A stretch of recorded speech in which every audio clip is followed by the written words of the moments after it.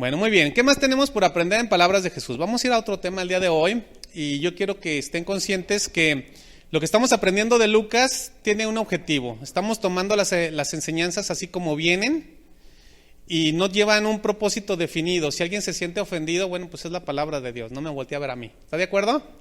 Ok, antes de iniciar la enseñanza, vamos a ponerla en manos de Dios. Acompáñame a orar. Bendito Dios y Padre Celestial, Señor, te damos muchas gracias en este día. Te pedimos que tú tomes esta enseñanza y la pongas en nuestros corazones, que la podamos aprovechar, Señor, de la manera correcta. Y si somos confrontados, Señor, que seas tú, Señor, haciendo la obra en nosotros para que al día de mañana podamos actuar de la manera que tú esperas de nosotros. Ayúdanos, Señor, a recibirla bien, ser dóciles en todo lo que tú nos digas y nos dejamos en tus manos, Padre. En el nombre de tu Hijo, nuestro Señor y Salvador Jesucristo. Amén. Muy bien, mis hermanos, pues vamos directo al contexto. Vamos a seguir con la historia. ¿Qué sucedió? Juan envió a 2 de sus discípulos a preguntarle a Jesús si era él el que había de venir. Hasta ahí estamos de acuerdo, ¿verdad? Y Jesús, con esos 2 discípulos, en esa misma hora, sanó a muchos de enfermedades y de plagas, sacó a muchos espíritus malos y a muchos ciegos les dio la vista. Y respondió Jesús y les dijo a esos 2 discípulos: id y haced saber a Juan todo lo que han visto y oído. Los discípulos de Juan regresaron a darle las buenas nuevas a la cárcel. A eso fueron. Pero ¿qué sucedió? En cuanto se alejaron los discípulos de Juan, las palabras que Jesús emitió fueron unas palabras de exaltación y de reconocimiento a ese hombre que había dudado de él. Fueron palabras de exaltación a Juan. Pero ¿saben? Juan el Bautista jamás se enteró de lo que Jesús dijo sobre su persona. Juan no se enteró. Y por si usted no lo sabía, mi hermano, Jesús habla bien de las personas que hacen lo correcto, pero Jesús jamás adula. Habla bien de las personas que hacen lo correcto, y esa es una buena enseñanza, que no debemos de adular a nadie. Vayamos a Lucas capítulo 7, versículo 28 para continuar con la historia, por favor. Os digo, estas son palabras de Jesús, os digo que entre los nacidos de mujeres no hay mayor profeta que Juan el Bautista, pero el más pequeño en el reino de Dios es mayor que él. El hecho de que Jesús reconociera a Juan el Bautista como un hombre fiel o como un gran hombre nos da muestra de que Dios está al tanto de todo. Muchas de las ocasiones sentimos que Dios ni nos pela, pero el Señor está al tanto de todo lo que hacemos, y también si lo que hacemos lo hacemos por las razones correctas. Eso nos debe de llevar a analizarnos y saber cuál es nuestra verdadera motivación, el por qué hacemos cada día las cosas. En Jeremías 17:9 dice que engañoso es el corazón más que todas las cosas y perverso. ¿Quién lo conocerá? Entonces muchas veces cuando hacemos las cosas las hacemos en nuestras fuerzas y nos autoengañamos. Y quiero decirle, mi hermano, que si la razón de nuestro actuar, de nuestro servicio es la correcta, Dios a su tiempo nos va a reconocer. Nos va a reconocer lo que hicimos, pero solo si lo hicimos para Él, como en el caso de Juan. Ahí están los galardones. ¿Qué sucedió después de que Jesús habló con satisfacción de Juan el Bautista sobre ese profeta? Lucas 7:29. ¿Qué sucedió? Acababa Jesús de exaltar a Juan el Bautista y dice: y todo el pueblo y los publicanos, cuando lo oyeron, en Lucas 7:29, justificaron a Dios bautizándose con el bautismo de Juan. Es decir, que todo el pueblo, y esta es una expresión que indica que una gran multitud de personas comunes y corrientes como usted y yo, se emocionaron por un tiempo con el ministerio de Juan y creyeron a la predicación. Estas personas estaban contentos de volver a tener un profeta después de 4 siglos. 4 siglos de silencio de parte de Dios. Así que el pueblo anhelaba la llegada del Mesías, del cual Juan era el precursor. Cuando Juan aparece en escena, después de 4 siglos, divide en cierto grado a la nación judía. ¿Por qué? Porque la gente iba a escucharlo y también iban a escucharlo los odiados publicanos y los pecadores. Allí estaban los que estaban reconociendo la justicia divina. Estas personas se reconocieron a sí mismos como pecadores y reconocieron que Dios, que es un Dios justo, tenía el derecho de condenarlos. Así que toda esta gente, fíjese lo que le voy a decir, mostró su buena voluntad bautizándose con el bautismo de Juan. Pero el bautismo de Juan no salva de pecados, quiero aclararlo, ¿está de acuerdo, verdad? Pero ¿qué estaban haciendo estas personas al bautizarse con el bautismo de Juan? ¿Saben qué estaban haciendo? Ellas estaban declarando en público que por ser pecadoras reconocían estar fuera del reino de Dios y que no eran mejores que los gentiles paganos. Mis hermanos, con esta acción al bautizarse estaban reconociendo su maldad. Y yo creo que no fue fácil hacerlo en público. ¿Usted se atrevería a reconocer que es pecadora en público? Es más, ¿usted se atrevería a decirle a los demás los pecados que ha hecho? No es fácil decir lo que hemos hecho, pero ellos al exhibirse ante los demás estaban reconociendo que eran pecadores. A nadie le gusta ser exhibido, a nadie le gusta que nuestros peores secretos salgan a la luz. Pero qué bien que lo hicieron ellos, porque saben, el reconocimiento de que uno es pecador es el principio del arrepentimiento. Y Juan el Bautista había estado preparando al pueblo, para eso nació, para preparar la llegada del Mesías, el cual sí tendría el poder para perdonar los pecados. Vamos al versículo 30.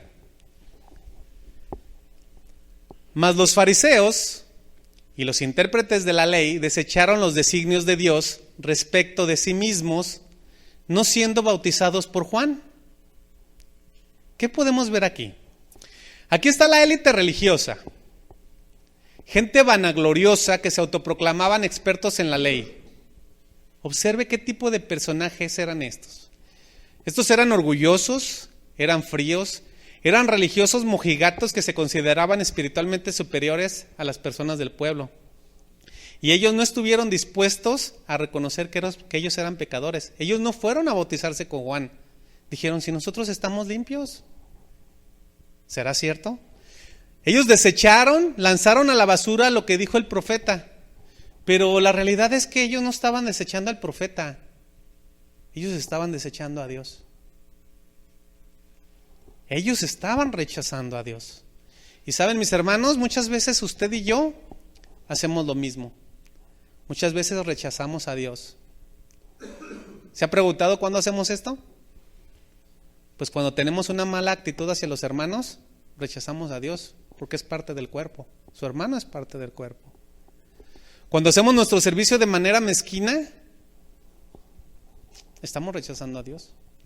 Cuando somos corregidos y la corrección la tomamos mal, la corrección viene de parte de Dios. Estamos rechazando a Dios.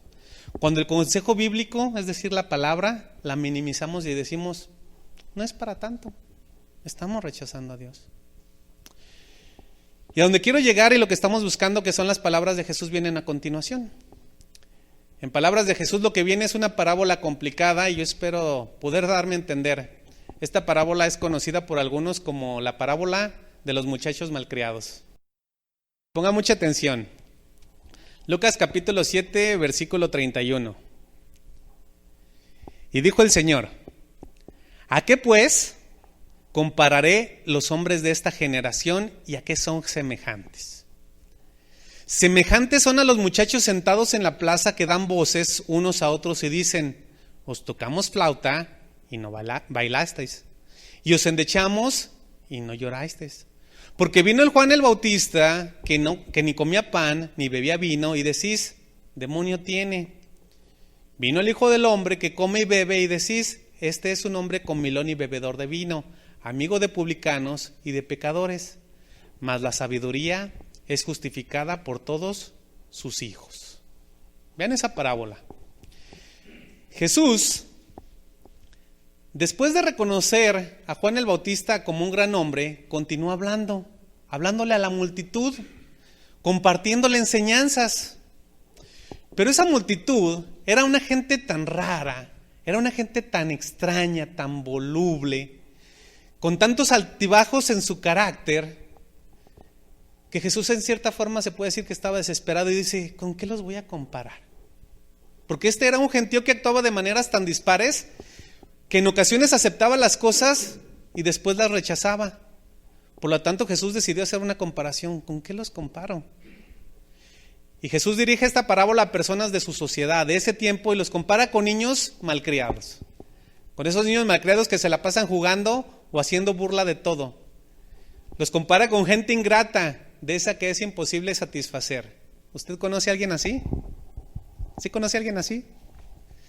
Gente que no está satisfecha con nada. Yo creo que todos conocemos a niños o a jóvenes o incluso a adultos malcriados. O no, incluso nosotros hemos actuado así, yo no sé. Pero, ¿seremos acaso nosotros los cristianos, los de esta época, iguales a los de aquellos tiempos? ¿Seremos nosotros acaso cristianos malcriados? ¿O personas malcriadas? Fíjese lo que le voy a decir. El término malcriado es un término peyorativo. Es con una intención despectiva cuando se dice, es que eres un malcriado. Y este término trae a la mente a niños o jóvenes que son egoístas. Fíjese lo que le voy a decir del término malcriado. Egoístas, desobedientes a los padres y en general desobedientes a todo aquello que indique un orden. Los malcriados son desagradables, indisciplinados, incorregibles, revoltosos, obstinados, necios, incontrolables, pero no saben lo que quieren. Siempre están con una actitud de molestia. Que si uno dice blanco, ellos dicen negro o viceversa. Y están siempre anhelando algo y cuando lo tienen, lo rechazan porque ya cambiaron de opinión. Ya no lo quieren. Nunca están a gusto con lo que tienen, siempre insatisfechos.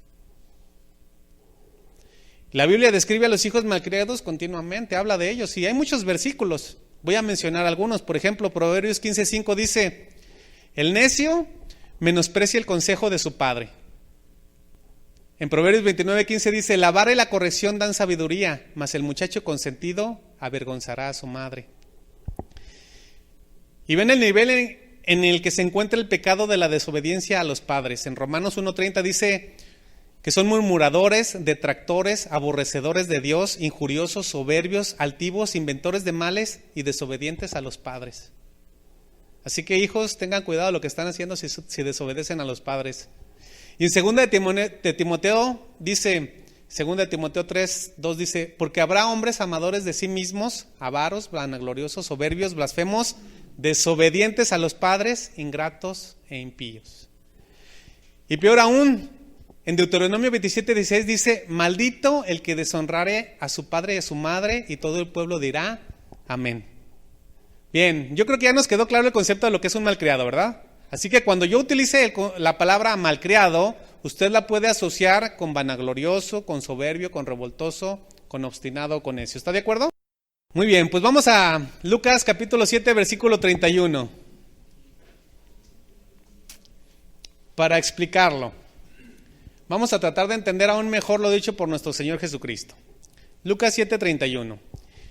Y dijo el Señor, ¿a qué pues compararé los hombres de esta generación y a qué son semejantes? Ve a qué alegoría o qué comparación tan buena. El término generación se refiere a las personas de la época de Jesús, en especial a los escribas y fariseos. Estoy puntualizando, en especial a ellos, porque ellos se empecinaban en rechazar a Juan el Bautista y también a Jesús. Según ellos, fíjense lo que le digo, los fariseos y los escribas esperaban la llegada del profeta, aquel que iría o que predecería al Mesías. Y ellos también estaban esperando al Mesías. Decían que lo anhelaban que llegara. Pero cuando llegaron, tanto Juan como el profeta y Jesús como el Mesías, los fariseos los rechazaron a ambos por una razón, porque no llegaron como ellos querían. Es decir, ni Juan el Bautista ni Jesús cumplían con sus expectativas.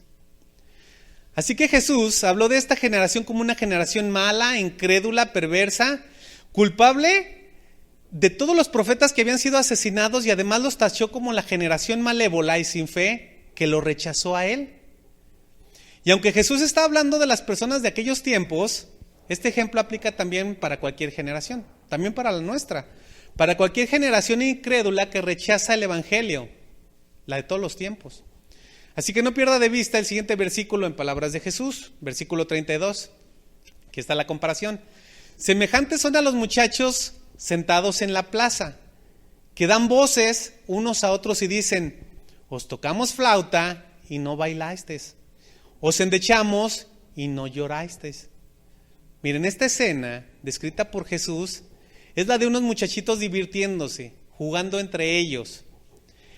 En aquellos años no había parques ni áreas de juegos infantiles, mucho menos había Chuck E. Cheese, ni Nintendo, ni nada de eso, ¿sí? Todos los chavos tenían que entretenerse en algo.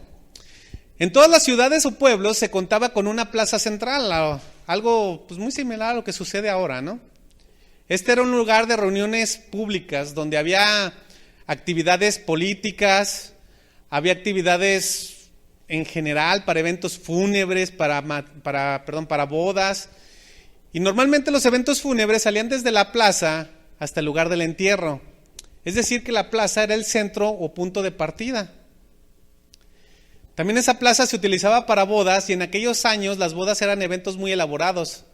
Por lo menos duraban una semana e incluían procesiones que salían desde el lugar de la boda, pasaban por la plaza para decirles a todos mundos, miren, nos casamos, para ser vistos, para finalmente terminar en el lugar de la fiesta.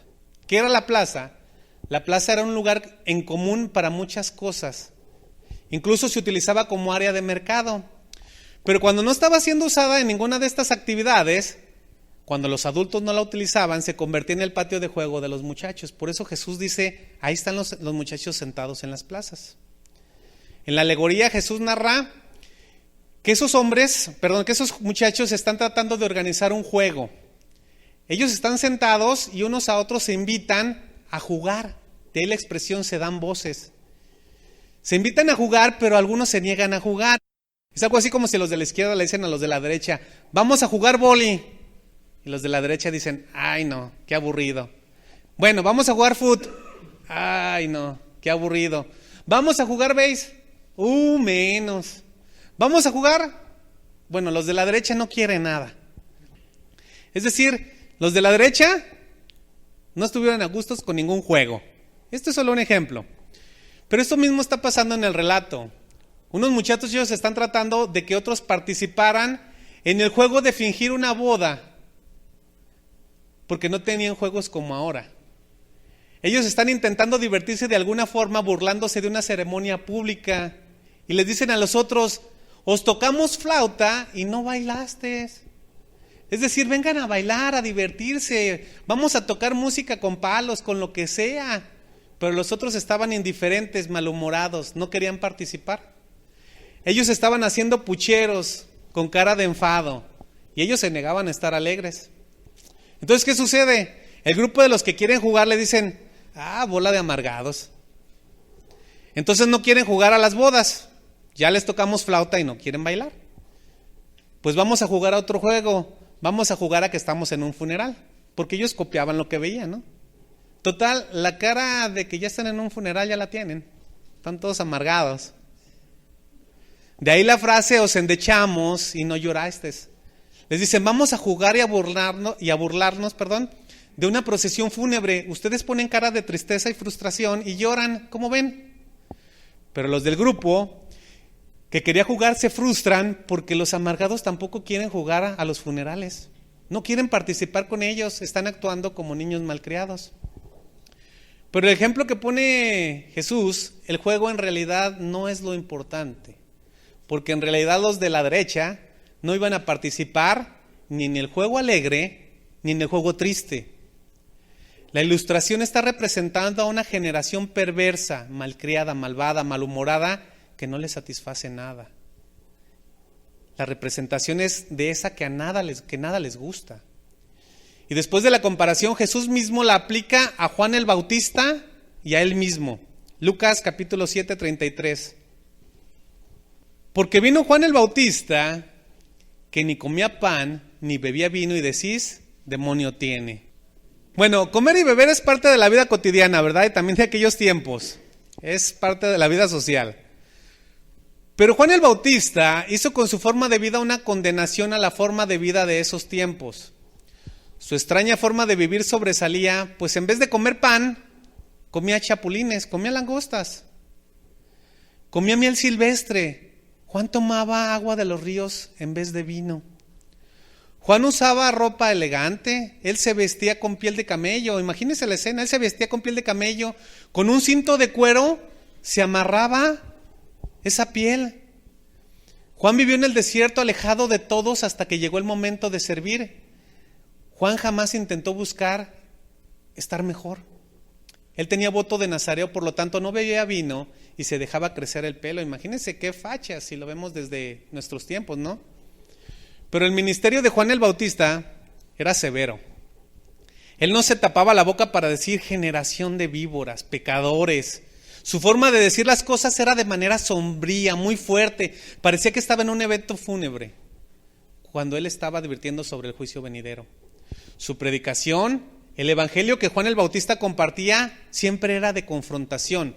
Su enfoque estaba en la ira y en la venganza de Dios. Y decía, arrepiéntanse o serán consumidos por el fuego. Ese era el ministerio de Juan el Bautista. Pero aunque era muy dura su predicación, todo lo que él decía era verdad. Y los malcriados espirituales de esa época, los escribas y los fariseos, empezaron a tratarlo como alguien loco o desquiciado. Y decían con desdén, demonio tiene. Ellos llegaron a la conclusión de que Juan el Bautista estaba endemoniado. ¿Pero por qué llegaron a esta conclusión? Bueno, tomaron como base su forma rara de vestir, su extraña forma de actuar, su forma diferente de vivir, su cabello largo y desordenado. Juan en muchas de las ocasiones alzaba la voz para compartir el evangelio, y para ellos, cuando Juan hablaba fuerte y los confrontaba, les parecía como que estaba endemoniado. A ellos se imaginaban al gadareno que daba gritos por todos lados. Porque vino Juan el Bautista que ni comía pan ni bebía vino y decís, demonio tiene. Decir esto, que tenía un demonio, era una forma de menospreciarlo, de hacer menos a Juan. Ellos decían, está loco, no le hagan caso, no sabe nada, está endemoniado. Pero la razón por la que ellos decían eso, la razón por la cual ellos le dieron ese calificativo es porque le tenían odio. Detestaban a Juan, no lo querían, no les gustaba su forma de hablar. Y yo creo que todos en alguna ocasión hemos tenido este tipo de conducta. Cuando algo no nos gusta, le hemos dicho, está loco. ¿A poco no? Esa es la realidad. O le decimos a otros, no le hagas caso a ese, está loco. Pero el problema eran sus corazones. Eran negros, duros como la roca, impenetrables. La semilla del evangelio no podía enterrarse y echar raíces. Por lo tanto, ellos rechazaron a Juan. Ellos rechazaron al evangelio que predicaba, lo detestaban y no querían seguirlo escuchando. ¿Por qué? Porque se creían justos, se creían buenos. Eran orgullosos y odiaban que se les hablara de condenación. No reconocían que estaban en una profunda necesidad de arrepentirse.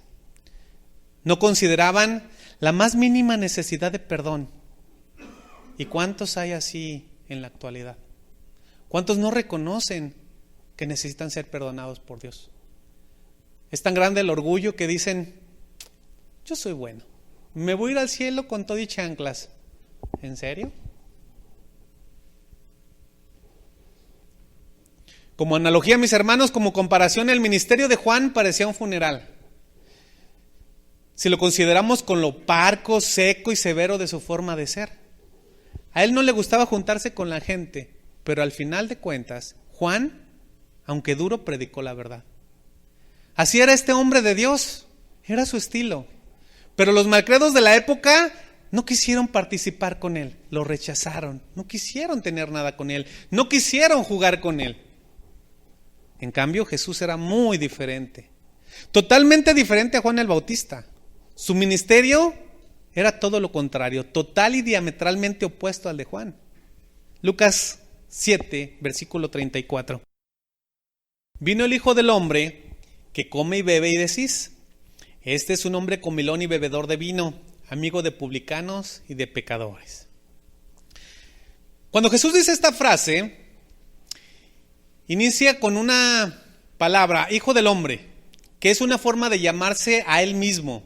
Este es un título mesiánico tomado de Daniel como aquel que ha de venir a juzgar en la segunda venida. Pero a diferencia de su predecesor, que se alejó de todos, que no quería estar en contacto con las personas, que andaba en el desierto persiguiendo chapulines, Jesús se comportaba como alguien normal, como alguien que le gustaban las reuniones sociales, como alguien que disfrutaba de las ocasiones normales de convivencia y comía lo mismo que todos. Jesús viajaba por las ciudades y las aldeas, era sencillo, conocido por miles, y si el ministerio de Juan parecía un funeral, el de Jesús parecía que él estaba siempre en fiesta, y en realidad así estaba Jesús. Él mismo se autodescribió como el novio y a los discípulos como los invitados a las bodas. ¿Recuerdan lo que Jesús dijo en el estudio del ayuno? Jesús les dijo: ¿podéis acaso hacer que los que están de bodas ayunen en tanto que el esposo está con ellos? Se refería a él mismo. ¿Cómo van a ayunar si estoy aquí? Estamos de bodas, estamos de plácemes. Hablaba de sí mismo como el esposo. A Jesús le encantaba interactuar con las personas, con los marginados de la sociedad, con los necesitados, con los pecadores, con los enfermos, con los afligidos, con todos aquellos que eran considerados escoria de la sociedad. A Jesús le gustaba estar con ellos. Pero ¿saben? Los fariseos molestos murmuraban y decían: a los pecadores recibe. ¿Cómo es posible que ande con ellos si son tan malos? Se escandalizaban. En su religiosidad ellos no querían participar con esa clase de gente. Ellos no permitían ni que su ropa rozara a un pecador, porque quedaban ritualmente impuros. Así que los fariseos enfurecidos decían: se mezcla con lo más vil. Y en alguna ocasión confrontaron a los discípulos y le dijeron: ¿por qué come vuestro maestro con publicanos y pecadores? ¿Por qué hace eso?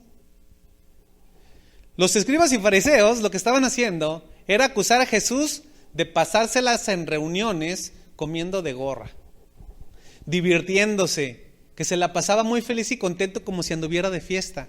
¿Y saben? Lo acusaron de ser un comilón y un bebedor de vino. En aquellos años había toda clase de vinos, unos fermentados y otros sin fermentar. Pero cuando los fariseos decían: este es un hombre comilón y bebedor de vino, lo que les salía era la mala intención. Les brotaba. Lo que estaban haciendo era decir con desprecio: este es un glotón, gorrón. Además es un borracho. ¿Cómo puede ser quien dice ser? Además siempre anda con sus amigos, esos pecadores, cobradores de impuestos para Roma. ¿Cómo puede decir que es el Hijo de Dios? Pero en realidad lo que estaban haciendo solamente era difamar y mentir. Ellos mentían deliberadamente tratando de manchar la integridad de Jesús. Eso es lo que hacían. Estaban con el entendimiento entenebrecido y no podían ver la verdad. Así que el ministerio de Jesús se asemejaba a una fiesta, a una boda, porque Jesús era misericordioso, clemente, compasivo, muy diferente de Juan. La predicación de Jesús era más suave y normalmente de mucha bendición. Jesús era un predicador que se mezclaba con el gentío, con el populacho. Jesús siempre estaba con los pecadores, aquellos a quien había venido a buscar y a salvar. Pecadores como usted y como yo. Con la analogía que hizo Jesús con la parábola de los muchachos malcriados, Jesús reprendió a esa malvada generación por rechazar a ambos mensajeros divinos. Estos dos mensajeros predicaban la verdad, Juan el Bautista y Jesús, a pesar de la gran diferencia y estilo entre ellos. Hasta este momento, el mensaje del Evangelio solo lo habían predicado estas dos personas, Juan el Bautista y Jesús. Pero los malcriados de esa generación tuvieron la misma respuesta hacia ambos. ¿Cuál fue la respuesta? No queremos saber nada de ustedes. Los rechazaron, fueron hostiles, los despreciaron, no quisieron participar en ningún juego, si lo quieren ver así. No les gustaba lo que decían ni cómo lo decían, y no les gustaba que les dijeran: arrepiéntanse, pues el reino de los cielos se ha acercado. ¿De qué nos vamos a arrepentir?, decían ellos, si somos tan buenos. Para estos malvados, para esta generación malcriada e insatisfecha, ninguno de los dos llenó sus expectativas. Por eso no lo recibieron como el Mesías. Pero saben, mis hermanos, lo mismo pasa en nuestros tiempos. En esta generación también hay malcriados espirituales que rechazan la verdad, igual que en aquellos tiempos. Se niegan a llorar con Juan, pero también a reír con Jesús. Hay mucha gente que no acepta el Evangelio, pero ¿saben? No nos vamos a enfocar en los que no aceptan el Evangelio. Más bien, ¿cómo podemos aplicar todo esto que hemos aprendido dentro de las iglesias? Todo esto que hemos aprendido en palabras de Jesús, en nuestra vida actual, en nuestro andar diario, en nuestra cristiandad, ¿cómo lo podemos aplicar? Usted sabe que en estos tiempos estamos en el tiempo de la gracia, ¿verdad? Estamos en el tiempo y vivimos en el tiempo cuando todo lo que recibimos, todo nos es dado solamente por creer. Pero pasa algo muy triste dentro de las iglesias. Algo muy triste. De manera lamentable, hay muchos cristianos Hay muchos cristianos que se comportan como niños malcriados. ¿Son salvos? Sí, evidentemente. Nadie puede decir que no. Pero, ¿qué actitud tienen? Muchos se comportan igual que niños berrinchudos, malcriados que nada les gusta ni nada les satisface. Muchos llegan a las iglesias quejándose de la alabanza, de los hermanos, de los horarios, de la luz, de la pintura, del piso, de todo. Son inmaduros que quieren iglesias a su medida, que se les acomode a su gusto y a sus horarios. Pero además se fijan, ponen sus ojos en la persona que predica, como si quien predicara fuera el centro de la iglesia. Este es un gran error. Incluso se molestan o no van a la congregación si no está aquel pastor o predicador que a ellos les gusta. Se quejan y dicen, hoy no voy, pues no está mi predicador favorito, y aún más. Muchos se salen en medio de las enseñanzas y mientras se enfilan a la salida, se justifican a ellos mismos, se apacientan a ellos mismos y dicen, mejor me voy, pues no me gusta cómo da la enseñanza. No les gusta si la dan muy lenta o si la dan muy rápida, o por qué da tanta información. Salen y dicen, es que no me agrada su estilo, es que es muy duro, o la enseñanza es muy larga, o qué aburrido, me duerme, me voy porque no me gusta su forma de ser y además de todo, también me cae mal. Mis hermanos, estos cristianos malcriados tienen casi siempre la misma característica. O rechazan al predicador o se van al otro extremo, lo idolatran, como si esa persona fuera importante. Como si quien predicara fuera importante, pero más alejado de la realidad. ¿Saben? Lo importante no es el mensajero, pues quien se para al frente, quien expone la palabra de Dios es solo eso, un expositor de la palabra. Un maestro en el sentido pedagógico, si lo quiere ver así, es alguien que simplemente enseña lo que estudió. Pero ¿por qué idolatramos a las personas? Es pecado. ¿No se dan cuenta que lo único que hacen es estudiarla y compartirla? Las enseñanzas espirituales no son del predicador, son de Dios. Y quien comparte solo es un instrumento útil y que además lo hace por la gracia y para la honra y gloria de Dios. Lo verdaderamente importante es la sustancia del mensaje, lo que se comparte, y cada uno de nosotros debemos de analizar que sea centrado en la persona de Jesucristo, porque es al único que le debemos todo. Jesucristo debe ser el centro en todo y para todo. Mis hermanos, juzguemos con justo juicio, y si alguien comparte la palabra, comparte el verdadero evangelio, eso es lo que vale, que comparta el verdadero evangelio, es lo único que vale. No importa si no está vestido finamente o si sus modales no son refinados o incluso si no le cae bien, que de entrada no debería de ser así, pues todos somos hermanos, salvados por la misma sangre. ¿Está de acuerdo? Entonces, ¿por qué decimos es que no me cae bien? ¿No le cae bien qué? ¿Para qué quiere escuchar a un predicador divertido que platica de su vida y se la pasa bien en esa hora, pero lo que dice no edifica, no confronta, no bendice, no le ayuda a madurar, no le ayuda a cambiar, a salir adelante? Y su enseñanza no es cristocéntrica. Si usted escucha a ese tipo de personas, quiero decirle que está perdiendo el tiempo.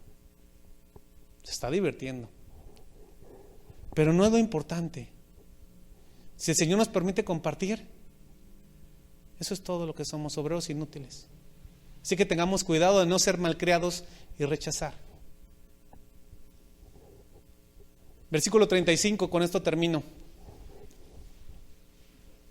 Mas la sabiduría es justificada por todos sus hijos. Hemos visto que existen dos tipos de muchachos espirituales, en aquellos tiempos y también en nuestra generación: los malcriados, los insensatos, pero también están los hijos de sabiduría. Los primeros son necios y carentes de la verdadera sabiduría que proviene de Dios. Odian la verdad y rechazan a quien predica. Por otro lado, los segundos son los redimidos, los salvados por la sangre del Cordero, conocidos por sus vidas llenas de fruto. Aquellos que tienen la sabiduría suficiente para poder identificar, demostrar y probar como algo verdadero la justicia de Dios. Además, los hijos sabios siempre van a reconocer que no es el predicador ni su habilidad para compartir la palabra lo que vale. Eso no es lo que salva, sino que el Evangelio, lo que está escrito en la palabra de Dios, es el verdadero poder para salvación para todo aquel que cree. Si usted reconoce que el Evangelio es lo más importante, es usted bienaventurado. ¿Está de acuerdo? Amén. Vamos a dar gracias. Bendito Dios y Padre Celestial, Señor, como siempre tú nos pones contra la pared y nos haces ver nuestras carencias, nos haces ver nuestra forma de actuar y de pensar que está equivocada, y a eso venimos, Señor, a tu casa. Venimos a aprender de ti, venimos a aprender de tu palabra para corregir lo que estemos haciendo mal y seguir haciendo lo correcto, Señor, si es que lo hemos hecho, continuar por el buen camino, pero agarrados de ti. Si actuamos en nuestras fuerzas y queremos hacer las cosas como nosotros creemos, vamos a tropezar. Si despreciamos, Señor, tu palabra, vamos a tropezar. Perdónanos, Señor, si dejamos de hacer lo que tú nos demandaste, Señor, y pedirte, Señor, que nos des fortaleza, que nos des de tu guianza, que nos ayudes, Señor, a aprovechar bien el tiempo, a no desperdiciarlo, a no pasar tiempos inútiles, a no tener reuniones simplemente por tenerlas. Gracias, Señor, te doy por la vida de nuestros pastores y por todos aquellos que vienen a compartir tu palabra. No queremos rechazar a ninguno, Señor, sino queremos venir siempre con un corazón dispuesto a aprender de ellos, a aprender lo que tú nos muestras, Señor. Pues sabemos que quien comparte no es lo importante, sino que venga a compartir tu palabra, que nos la llevemos, la atesoremos en nuestro corazón y que la pongamos por obra. Ayúdanos, Señor, a ser fieles a ti. Nos dejamos en tus manos, Padre, agradecidos, en el bendito nombre de tu Hijo, nuestro Señor y Salvador, Jesucristo. Amén.